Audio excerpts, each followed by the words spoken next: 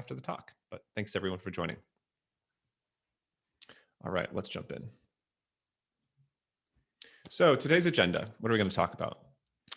So I want to start talking first about something I call the enterprise chasm. This is really the context for WorkOS and why we're building this feature and why this product exists.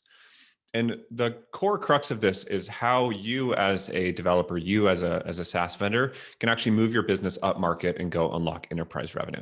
So I'm going to talk quickly about this to get started. Then we're going to switch gears and talk about what is WorkOS actually. And as part of that, we'll give you an overview of the features we have today, how people are using them, the functionality that we provide. We'll also give some actual examples and demos and talk about pricing and how you can get started with it.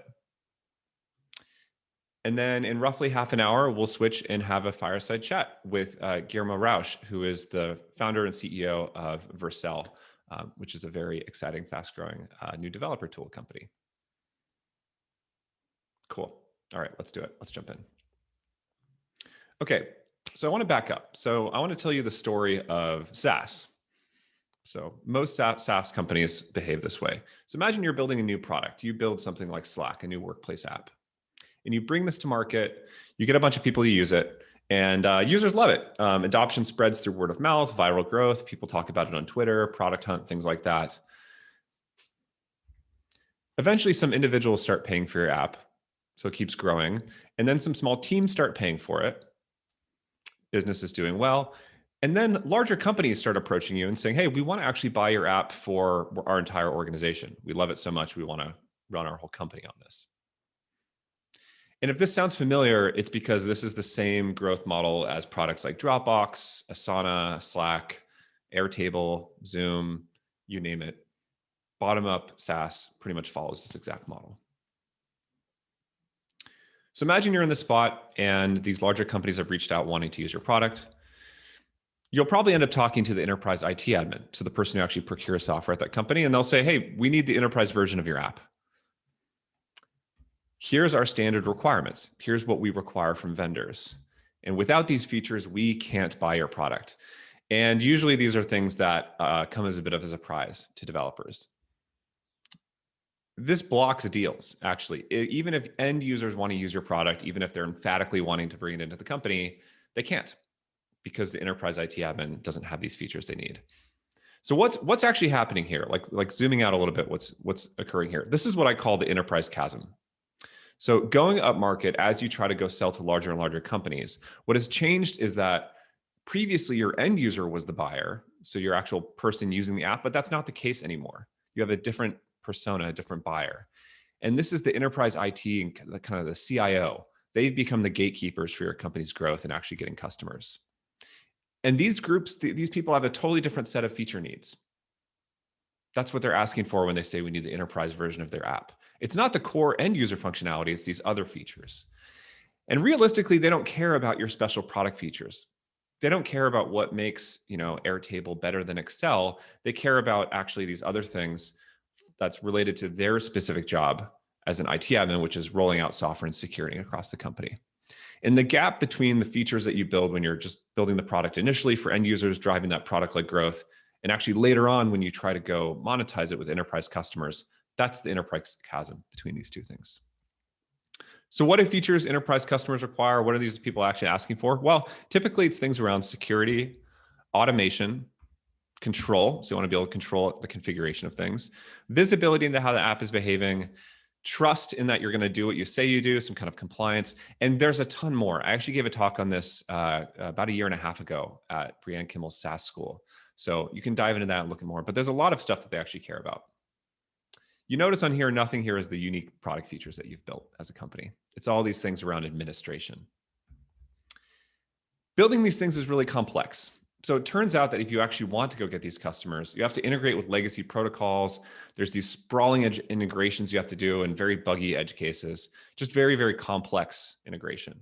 It's doable, it's just really complex and kind of boring. Oftentimes these IT features are also sort of unknown unknowns. Your team might not be familiar with them. Your product managers probably don't know about them. So you got to do a lot of deep customer research. You're constantly building these one-offs, compounding into this maintenance burden. And if you do it poorly, there's a huge risk of of actually bugs in this for your largest customers. And probably compounding all of this is engineers don't really like building this stuff. They don't get promoted for it. They don't find it exciting. So it's hard to motivate your team. But you got to do it. If you actually want to go get enterprise customers, you have to build these features. You have to have them in your app. Otherwise, literally, they can't buy your product. So you have to split your focus between focusing on new product features, because if you don't do that, you'll lose your pipeline and lose your growing customers and exciting. But you also need to focus on these enterprise features. So you need to kind of have a split brain working on both of these things. And this shift that companies go through structurally is the process of crossing the enterprise chasm. And every single SaaS company that's become, multi-billion-dollar company has had to go through this transition at some point. Some do it sooner in their growth. Like Slack started doing it relatively early because they knew Microsoft would be a threat. Companies like Dropbox did it pretty late. And that's sort of why Box exists. So this chasm, the enterprise chasm, it actually, I believe it kills products and startups. Companies that don't do this can get stuck. If your revenue is primarily just this self-serve, kind of overgrown self-serve customers, you can get stuck in this issue where your ACV, your contract value, is too low for a sales team, and you kind of are just muddled in a not very efficient or economical growth process.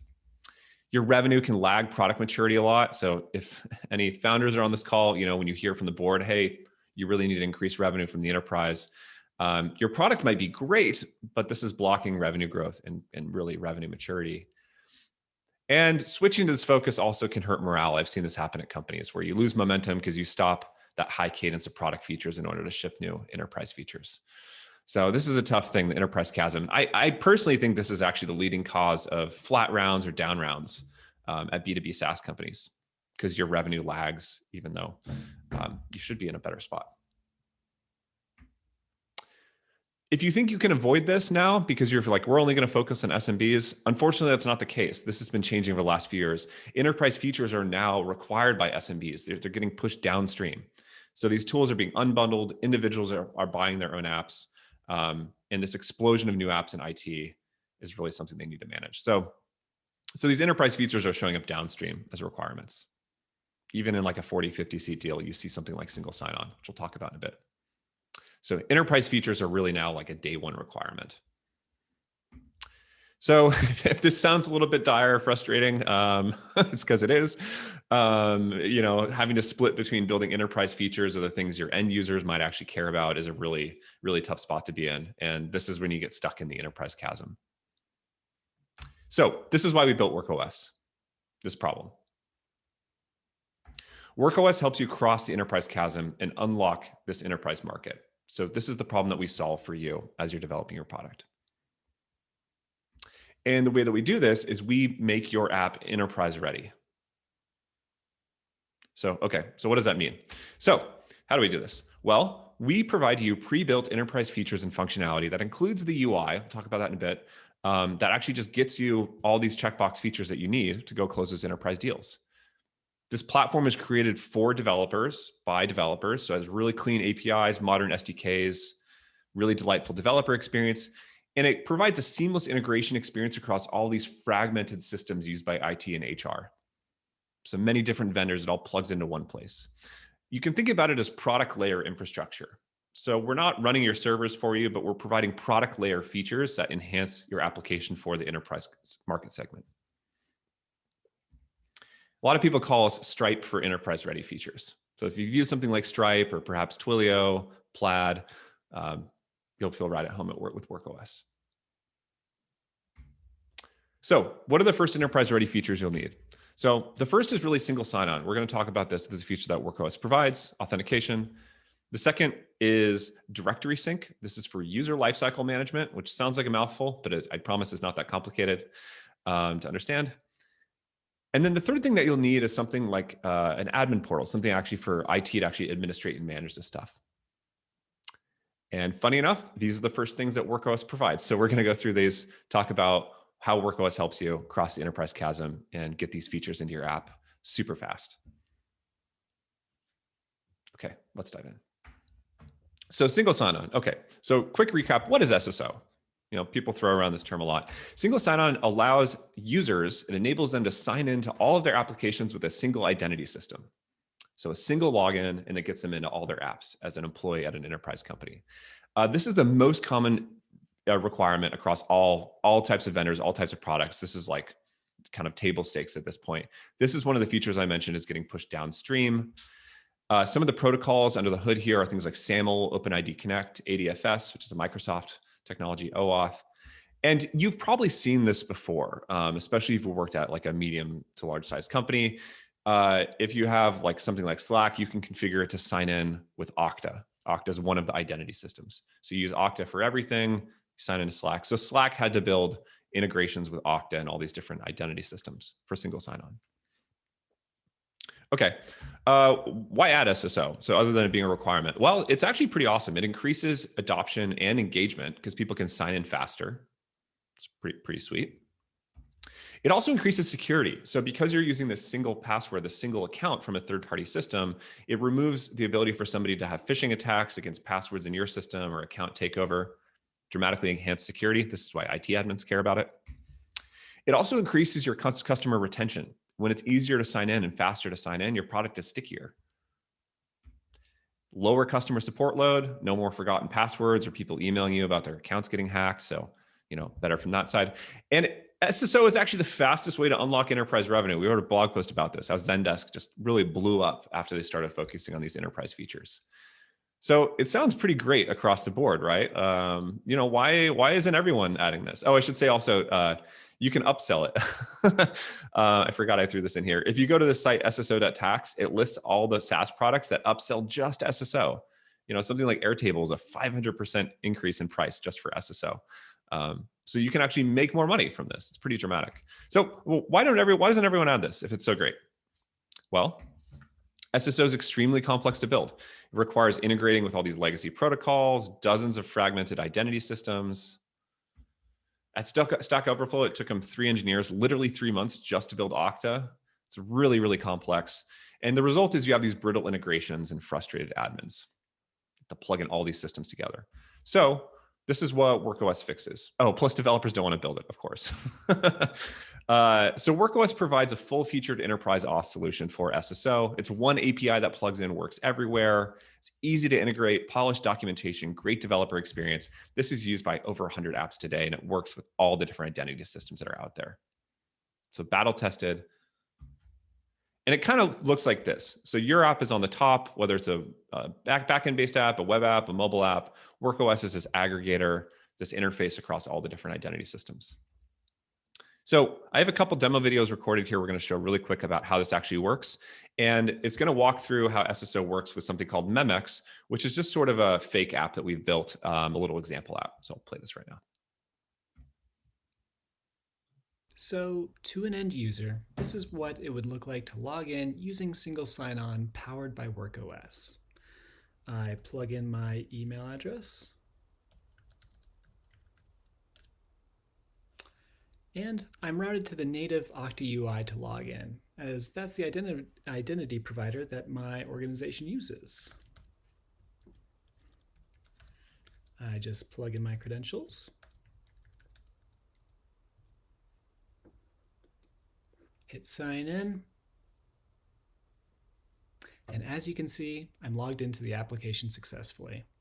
So you can see the UI is custom branded to the app and the end user had no idea WorkOS was powering their login.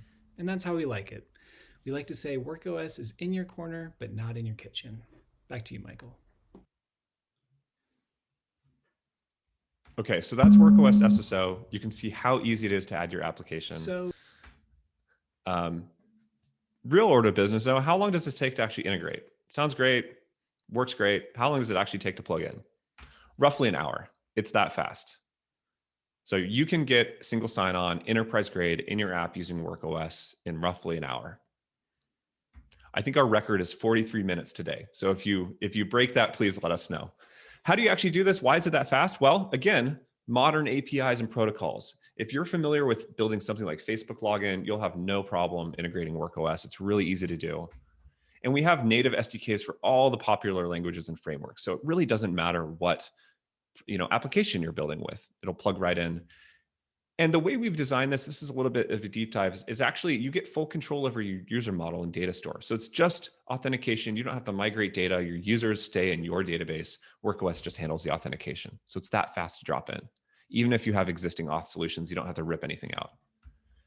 And it's being updated constantly with bug fixes and improvements. So you're always running on the latest version of WorkOS.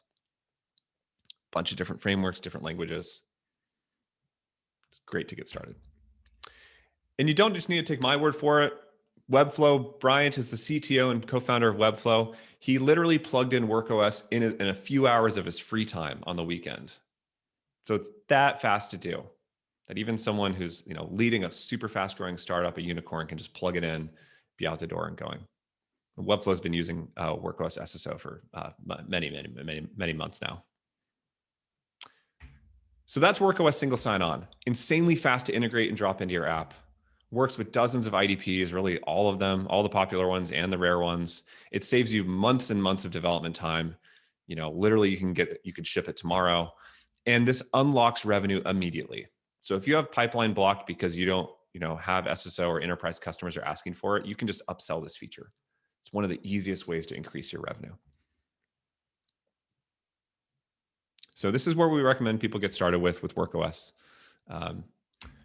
I want to jump to the next feature, start talking about directory sync. So user lifecycle management, directory sync. What is this? Well, directory sync is actually used for provisioning users automatically. So if you're a really large company and people are joining and leaving the company every week, you can't manually go into every SaaS product and update the user list. You want to bind that user list to sync it with your directory system. So this is automatic onboarding of new employees is really one of the first use cases, why IT requires it.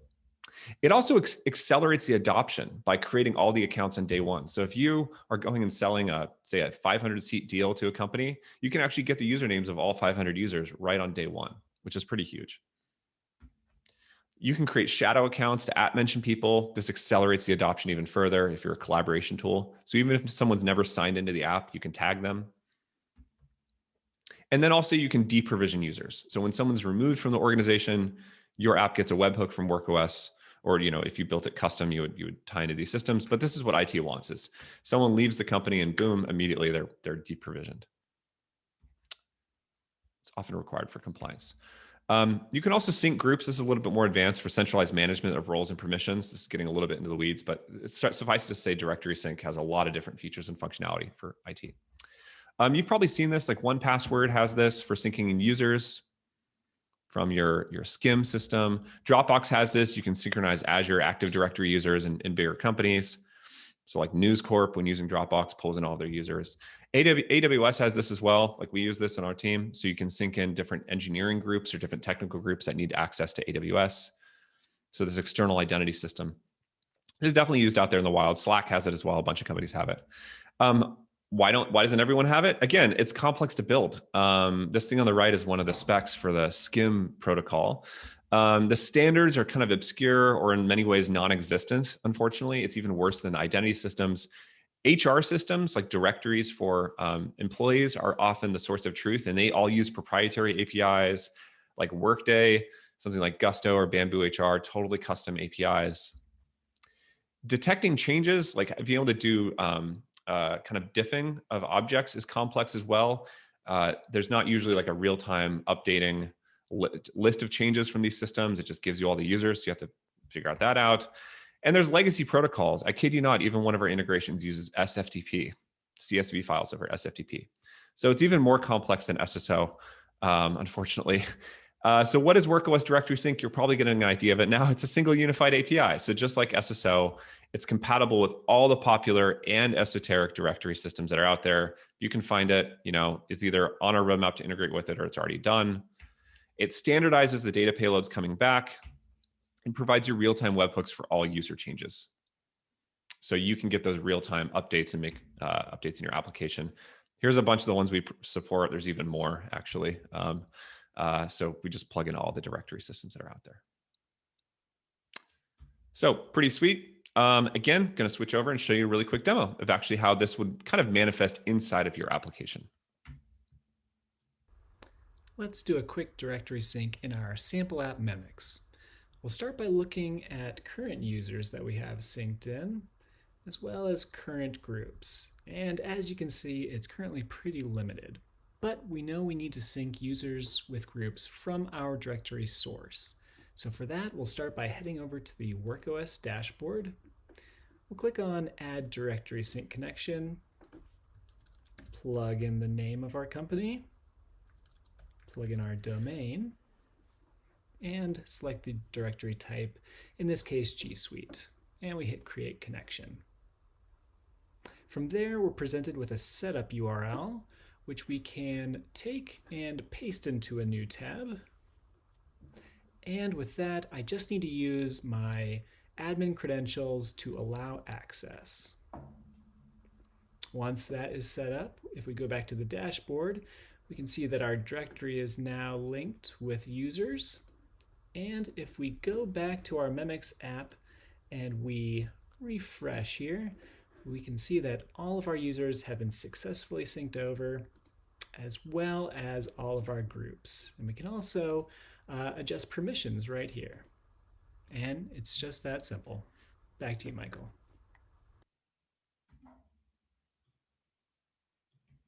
All right, so that's a great demo of directory sync, kind of getting a sense of what it would be in your application. Directory sync has very little UI. It's mostly just plugging it in the back end, and then your application receives those webhooks and keeps things up to date. If you've ever heard of SCIM support, SCIM, that's often what IT admins will say, hey, do you have SCIM integration? What they're asking for is directory sync. So WorkOS supports SCIM and everything else. So again, automatically provision all users at once. You can sync the entire organization in. It works with dozens and dozens of directory systems that are out there, even old ones like PeopleSoft, legacy systems. It saves months or maybe years of dev time. We've been working on this for a while and we're still not done, so it keeps improving. It's an extremely complex problem. And this also, dramatically improves your product experience. It increases activation speed and growth within an organization. If you can provision all the users on day one, you can actually charge for all the users on day one. So this also helps you make more money. Plus increased security, plus richer product behavior. So pretty slick. People are using this in production too. You kind of need it, I would say a few months after SSO typically. You can do SSO first and then add directory sync, I don't know, 6 months later. Depends when people want it.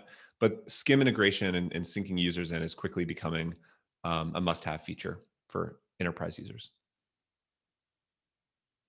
Okay, so that's the second. So we talked about SSO, talked about directory sync. This admin portal thing, what is this? So there's another hidden problem here. So the first two things I talked about were these underlying integrations where there's fragmented systems that you're plugging into as a developer. So you don't want to have to go build the integration with Okta and OneLogin and Ping Identity and Workday and blah, blah, blah, and all these things. WorkOS does that for you. But there's a second hidden problem here. And that's setting these integrations up. So setting up these integrations is actually super, super complicated. And at first blush, this might not seem that complicated, but actually every single identity system, every identity provider and directory system, their management UI is slightly different. So you need to become sort of an expert in Okta and all these different providers to walk users through how to do this. Every directory is different, and the directory schema is slightly different based on organization. So one company might expose the manager field or the email address in a slightly different way, or a slightly different provider. Because of this, there's a ton of ways for this to fail during the configuration. It's inherently really complicated when you're setting it up.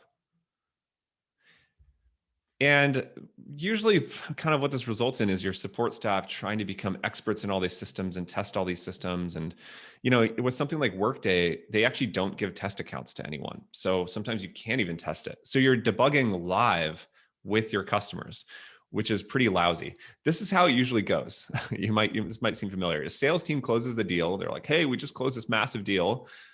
We just took down this customer. It's great. We're going to onboard them. They hand it off to some post-sales customer success team, sets up a call, says, hey, we're ready to onboard you as a customer.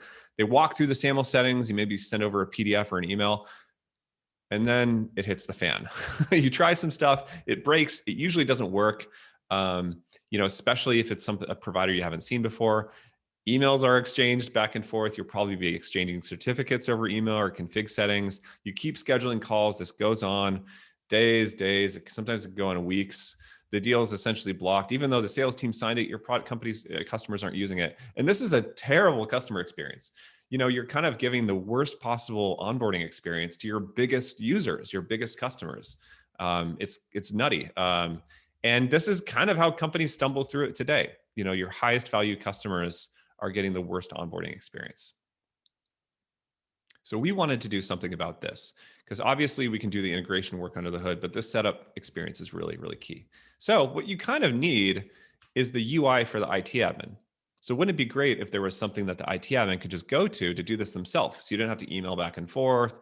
If you could actually just give them an experience for setting up and managing these things. And that's what the WorkOS admin portal is. It's the answer to enterprise integration setup. So this is a UI that you provide your customer, the enterprise IT admin. It's an all-in-one interface for configuring single sign-on and directory connections. So for connecting these systems, it has documentation built in for all the different skill levels. So even if someone's literally never done this before, super easy, they can just plop through it. Handles all the edge cases and error states. And we're constantly testing this. So it's really battle tested with a ton of people. We obsess around this problem space, and it's very fast to integrate with your app. Like very small number of lines of code, kind of strikingly simple to integrate.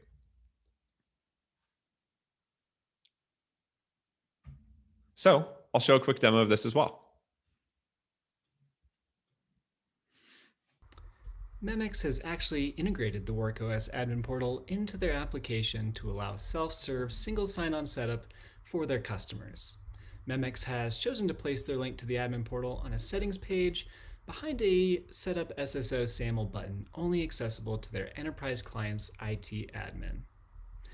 Once we're in the admin portal, we're presented with a grid of identity providers. And for today, we're going to set up an Okta SAML connection. We simply select it and hit Get Started, and we'll see screenshots and documentation guiding us through the entire setup. We show you the exact data you need to provide with easy copy and paste fields, which you can see match up with what we see over on the Okta UI side. Ultimately, once the IT admin comes to the end, they simply need to provide a single sign-on URL, an issuer, as well as an X509 certificate. Once they do that, they can see that SSO configuration is complete. They can choose to test out that single sign-on connection with a provisioned user. And over in our WorkOS dashboard, we can see that the connection is linked and ready to go. Back to you, Michael. So that's the WorkOS admin portal. There's a lot more that we should show there. If you're interested in seeing more, please reach out to us. You can custom brand that UI. You can run it on a custom domain. It's really an extraordinary experience for your IT admins. It's a pre-built UI. It keeps getting better and better. And really, IT can set up SSO within literally minutes, like just a handful of minutes. It also works for directory connections to set those up. And it has a best-of-class onboarding experience. So you don't have to learn the intricacies of Okta or OneLogin or Workday or any of these guys. Really what this enables you to do is actually make SSO a self-serve feature. So if you want all of your users to be able to onboard to SSO, you can with the WorkOS admin portal. So this is the WorkOS product stack. To sum up, we have single sign-on, SAML authentication, OpenID Connect, all the different kinds of enterprise identity systems supported inside of WorkOS. We also have WorkOS Directory Sync, which plugs into many different directory systems, allowing you to automatically provision and deprovision users, keeping that database in sync.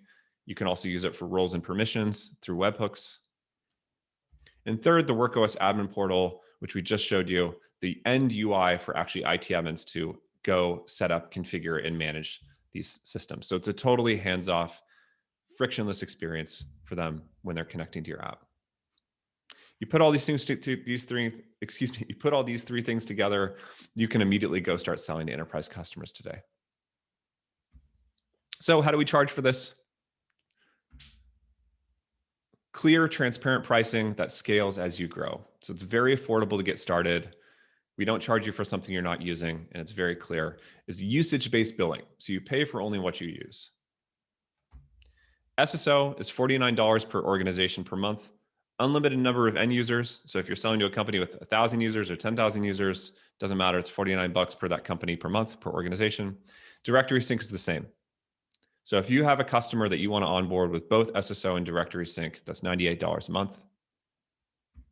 The admin portal is free. So if you want to use it to set up, totally free, totally comes included. If you want to custom brand it, if you want to run it on a custom domain, change the colors, that's $4.99 a month for us to set that up for you. No annual commitment, no vendor lock-in, APIs to export your data if you want. There's no tricks, there's no shenanigans. What you see is what you get, clear, transparent pricing. And this is the type of business that we want to build. Powering a lot of apps already today. We only started charging for this, I don't know, 6 or 7 months ago. We launched it barely a year ago, but already powering a ton of apps that are out there as they grow and scale, some of which you might already know. So quick run through of a bunch of features from WorkOS. If you want to get started today, feel free to just sign up, jump into our docs. We have great documentation for developers to get plugged in. Like I said, SSO can take an hour. If you get it done faster than that, let me know. We'll put you on the leaderboard. And if you need help, we have an amazing support staff of developer success engineers to answer any technical question you have. We're happy to chat with you. All right, so that is WorkOS. I think we have Guillermo on now, so I'd love to transition and switch to having a bit of a fireside chat. Let me stop screen sharing and switch over. Right. Hello, can you hear me? Yes, thanks for having me, Michael. Thanks for joining. Thanks so much. So the first thing I wanted to do to kick off, because I'm not sure everyone on this call knows what Vercel is. Can you just kind of give us a really quick high-level intro pitch? And then there's a bunch of questions that I know our team put together to chat about. Yeah, for sure. Vercel is a comprehensive platform for front-end teams to develop, preview, and ship. We take care of all the complex front-end infrastructure such that you focus primarily on shipping your product. And our obsession is with the developer. So we're known for our developer experience. We created a framework called Next.js, which gives you an entire programming model to launch any website or application that meets modern standards of performance. Vercel serves a lot of customers like the WorkOS documentation website, but also very large e-commerce properties and everything in between. Yeah, we are very, very happy customers. We've been running on Vercel for a while. And Next.js is your open source framework, right? That's built Correct. on top of it. I see you're wearing the shirt as well, which Correct. which people can use outside of Vercel, right? It's just it's kind of like a front end development framework. Yeah, it's open source, just like React, which is the component engine that we use under the hood. And really, what Next.js enables is it takes away a lot of the undifferentiated developer infrastructure. When you're sort of sitting down to start a page, you don't have to configure any of the optimizations that are necessary for SEO, for production grade performance, things like bundling and configuring compilers and syntax. All of that is taken care of by Next.js. And now Next.js is powering a huge chunk of the largest websites in the world. And it's growing really, really fast. And I would say because of its open source nature, we see it powering things like TikTok.com, Apple.com, every website that you use every day. Could be a good candidate for Next.js to use. Yeah, we love it too. We use it for a bunch of stuff. Let's jump into developer experience. So this is something we think about too as a developer tool. I'm curious, Vercel has done I think a fantastic job of this. What do you think people maybe don't understand about creating a good developer experience? Every company that has a platform wants to do this. What does it take actually to make that really apex pinnacle developer experience for your users? For sure. I think your insight is correct. I think everyone wants to have a great developer story, but it's a very, very nuanced and detail-oriented process to get there. I think actually when I go to WorkOS, I think you're doing a number of things really well when it comes to speaking to developers. So first of all, and I'm not giving myself credit because you host the docs in Vercel, but docs are the pinnacle of developer marketing. It's which is you're not doing marketing, you're focusing on the content, right? Like, so when a developer comes to your website, and this is my personal experience when I was a developer, I started Next.js, you kind of, like run past all the messaging of the website. It's almost like you're doing like Command F, docs, enter, get me to the docs, get me to the content. So I think a lot of it is always like having great content, right? And sort of speaking to that developer. There's a developer experience that relates to, okay, thinking from first principles, I sit down on my laptop, I'm getting started with your product. What is the onboarding experience from the perspective of the tools and processes that are relatable to a developer? Are you giving me a command line that I can get started with? Are you giving me an installation process that works reliably and quickly across platforms? And are you giving me quick feedback loops? Are you giving me good error messages that link back to that documentation? So obviously, this is details all over the place, but you really have to think from sort of a different pair of shoes. I want to also ask you about marketing. So I think Vercel has done an incredible job capturing hearts and minds of developers and sort of building this grassroots, effort too. I saw that you guys have I think a special Next.js conf happening soon as well, which I shout out to that for that site. It's very different than typical SaaS marketing. How have you approached that, and how have you thought about what makes marketing unique for developer products and developer platforms? Yeah, for sure. So I mentioned earlier that I think a lot of it is really embracing the communities of developers and how they work and think. So starting with open source has been really great for us, obviously, because we don't really do any marketing other than, getting the product out there, talking to our community. We don't do any marketing in the traditional sense of it, right? Like we try to be very much product led, open source led, and community led when it comes down to speaking to that audience. I think meeting the developers in the channels where they were spending time, obviously. Sometimes we mentioned we are doing Twitter driven development because we talk to prospective customers that are pinging us with issues that they're having with Next.js. And then we have a conversation with them, maybe we hop on a call, and we found out about this incredible requirements that they have, and teach them about how they can solve them, sometimes through the Vercel platform. So a lot of it really is kind of capturing this massive fire hose and kind of dialing in and understanding really who are you speaking to. And the channels are just, there's so many. There's a Stack Overflow, there's GitHub. We're now investing in GitHub discussions. We are betting a lot on remote events. So you mentioned Next.js Conf. Last year, we tried out our first ever conference, happened to be online, obviously, because of COVID. We created a sort of really cool online ticketing system. We were aiming for 5,000 registrations. We ended up with 82,000 registrations. And then we sort of executed a lot of different mechanics that allowed us to, get a peak of attendance of 17,000 concurrent viewers. And then, later on, we ended up having like 50% attendance rate. So we're all about sort of embracing these new channels, and yeah, ultimately it's about making developers happy. Really quick, do you have like a yes and no list for what you should do with developers? Like what's something you absolutely should try to do? And then maybe if you were talking to people wanting to do this, something that you should never do, stay away from, like things that you tell your team, we're never going to do that. I think it's really important to be authentic. I think, my experience with developers is that they pay attention to a lot of the details that you put into your product, right? They become your best marketers because, we've got all these situations where like they're advocating on our behalf because we've invested in those, quality of life improvements. There was a great blog post I recommend recently from a GitHub product engineer. I believe he was in charge of working on the pull request view. And he was talking about like large product efforts that they made that had taken years had been, somewhat celebrated and like rebroadcast by developers and whatnot. But then he provides all these examples about how he flipped a switch. There were like the two branches that you were gonna merge from and to, and they had a very nondescript icon in between them.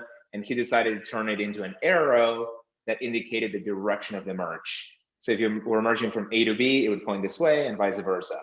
And he collected this wall of tweets of people celebrating the introduction of this 16 by 16 pixel arrow.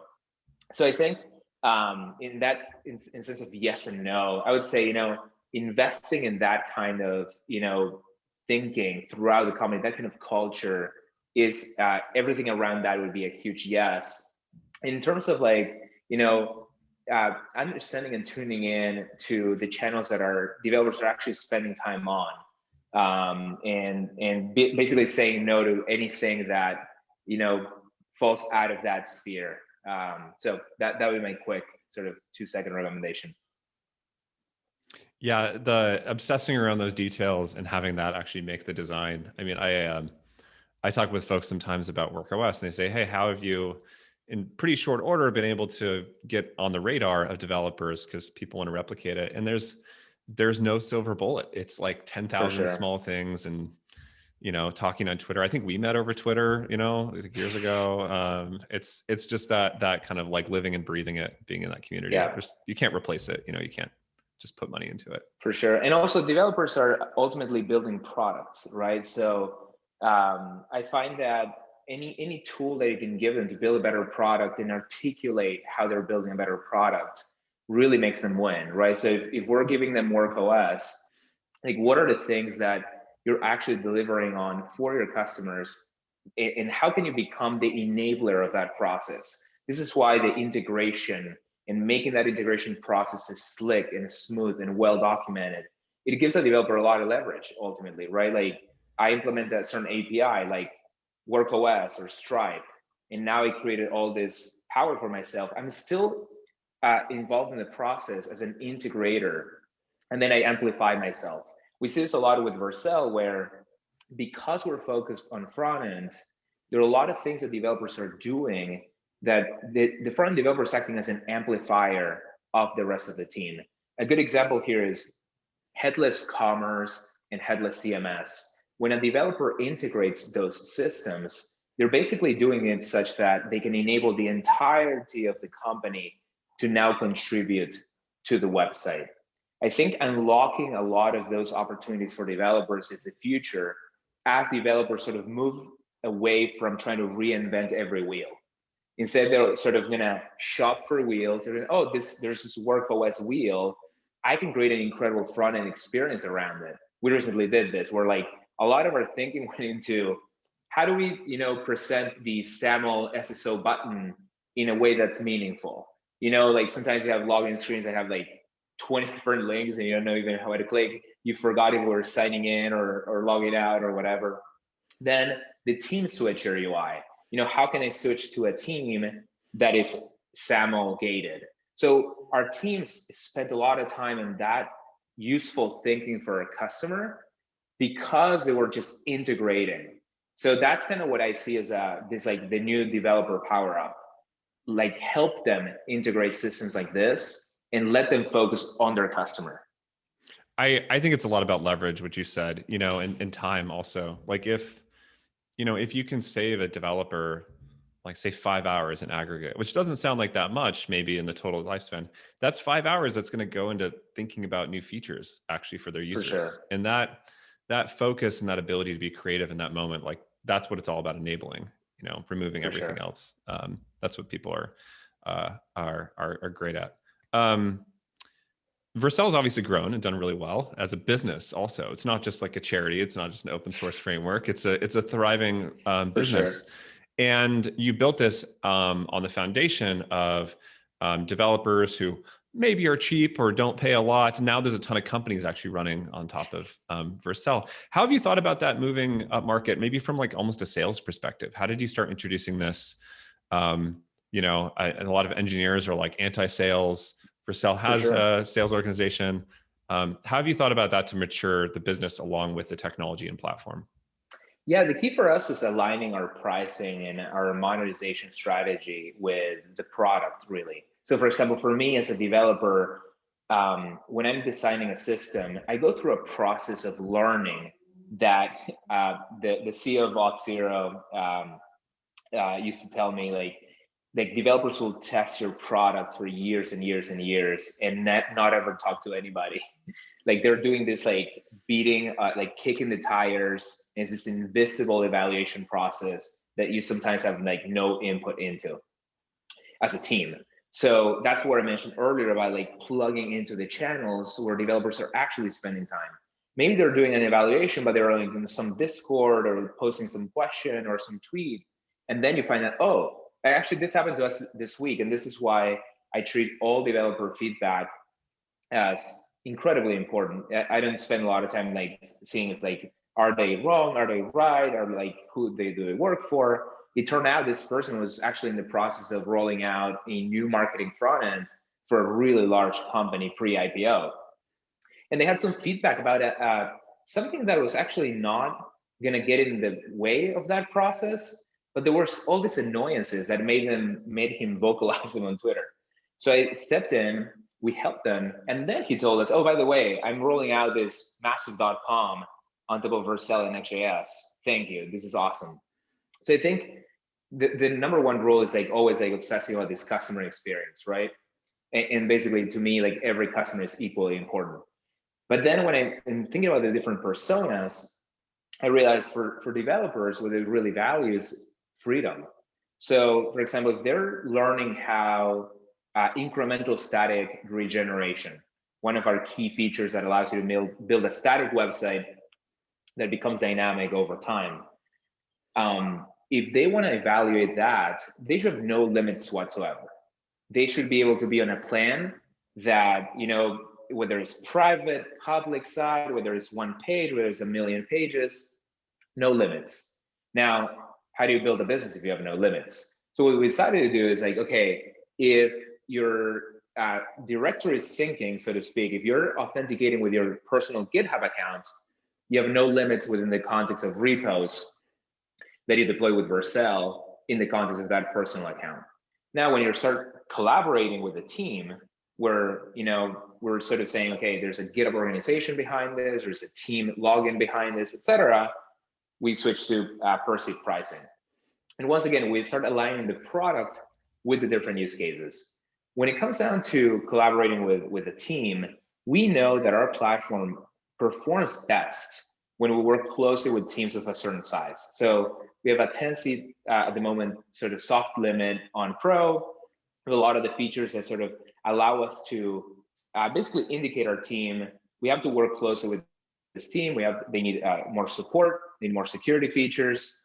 And we've done a good job, I think, at aligning those, where there's a lot of successful SMBs on our platform that, you know, have never talked to sales, never will. Now, there's a lot of important .coms that are now on Vercel, where it's really important that we collaborate closely on even shaping the future of Next.js and Vercel together. So I think we've done a pretty great job so far, and obviously this is constantly evolving and as pricing models go. But yeah, so far so good.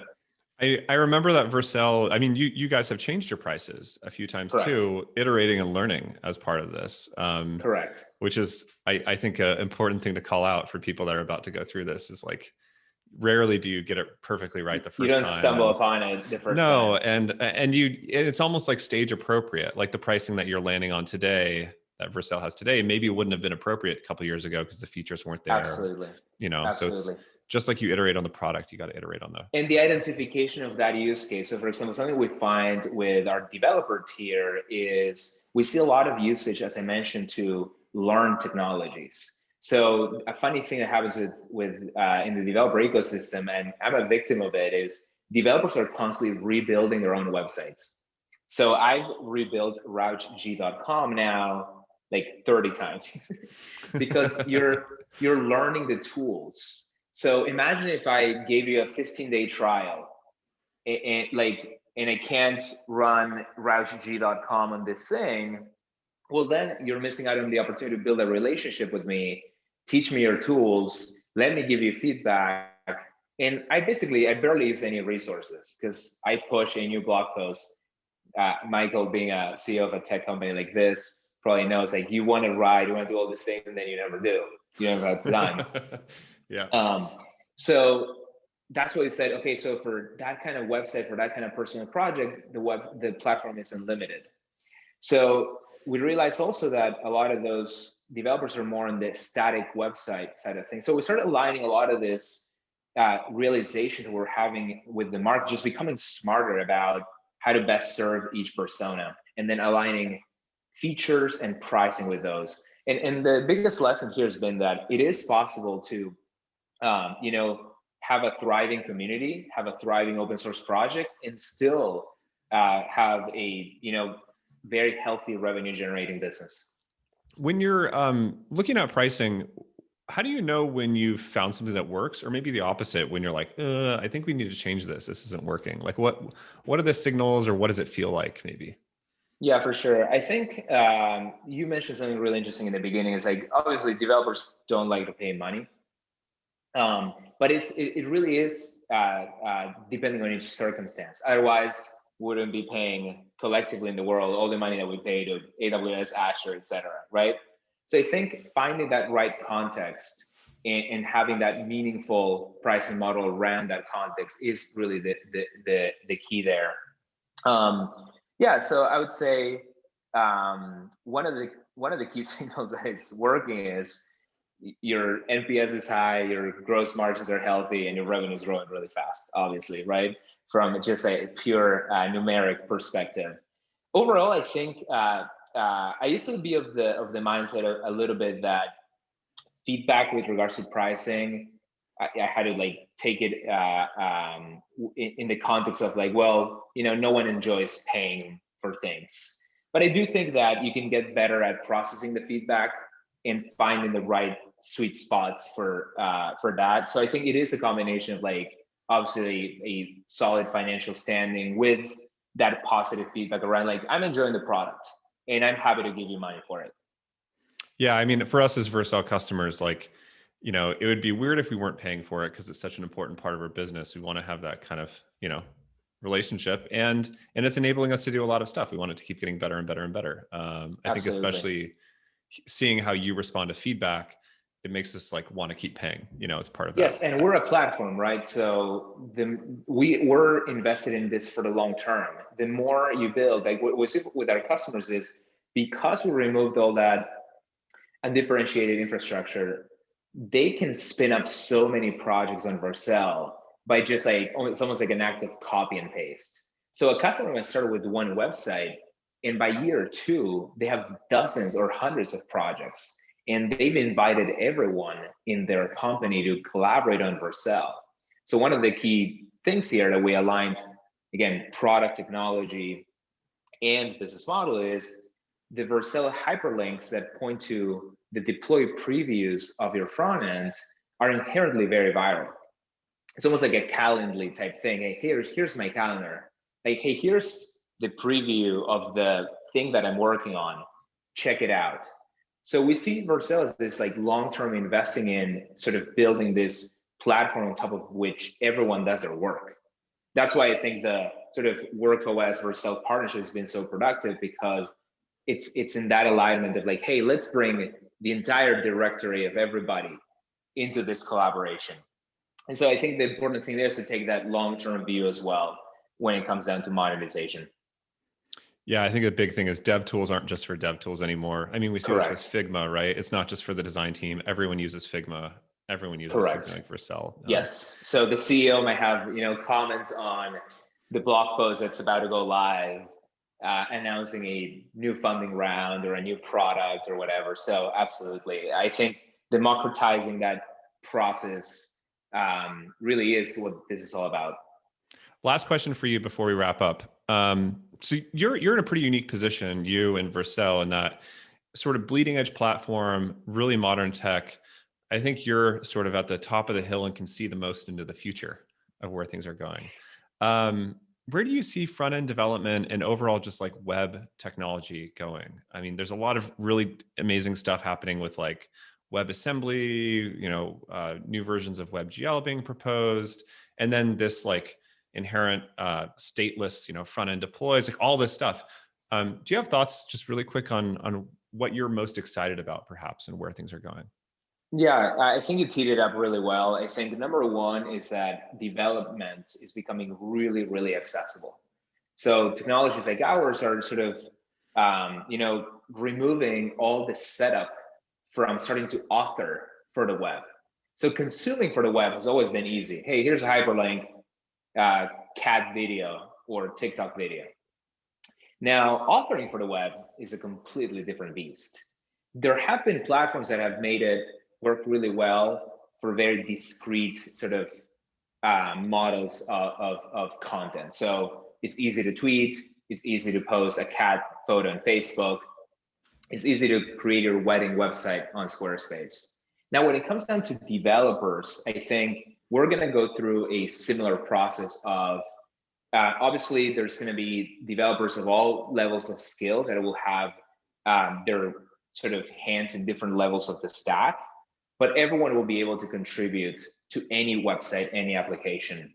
And I think things like the React component model, which I called Lego bricks for adults, are going to make it such that you're not just sort of contributing, oh, like Michael comes in and is like, hey, the WorkOS logo should be a little bigger, and he makes it bigger. But we're talking about like, hey, let's bring in this component from WorkOS into our admin panel, and boom, there's a lot of behavior and data and richness attached to that Lego brick. So Lego brick does a disservice to the metaphor because it's like a super high-tech Lego brick on steroids. So I think that's part of it. It's just like easier, better, more accessible, faster.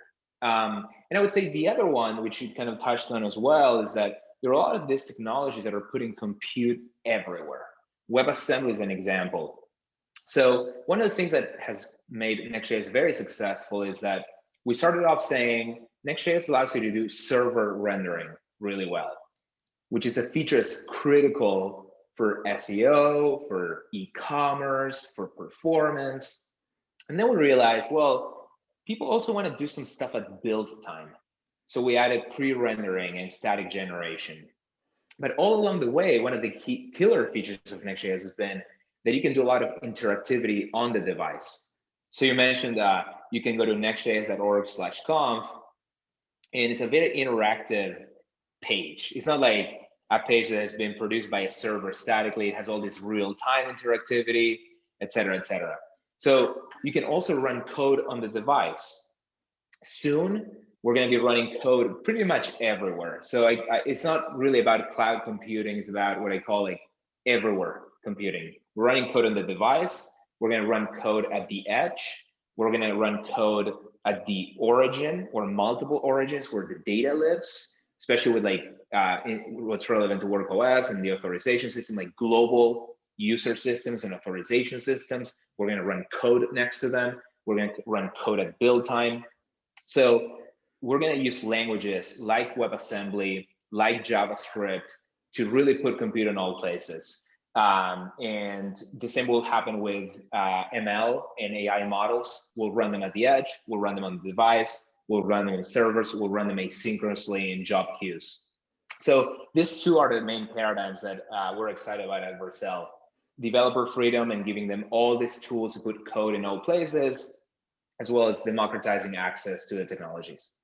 I think those two things, I mean, this is a great place to wrap up. That's just a really exciting feature. And I think it's going to fundamentally change how people write software and how things get built. Thank you, Mike. Yeah. Thanks so much for joining us. We're really excited to be working together. And thanks for this fireside chat. And everyone that attended as well. Thanks for your great questions. Hope you all take care. Cheers.